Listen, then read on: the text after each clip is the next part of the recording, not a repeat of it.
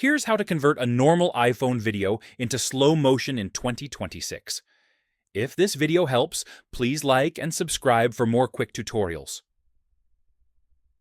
You can turn videos into slow motion directly on your iPhone using built-in tools. No extra apps needed. First, open the Photos app and select the video you want to turn into slow motion. Tap Edit in the top right corner. Tap the video controls at the bottom. You'll see the timeline and speed markers. Drag the sliders to choose the part of the video you want in slow motion. The highlighted section will play slower. Tap Done. Your video is now converted to slow motion.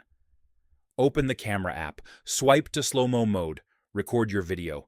This gives the smoothest slow motion. Best results come from videos recorded at higher frame rates. Standard videos may look choppy when slowed down.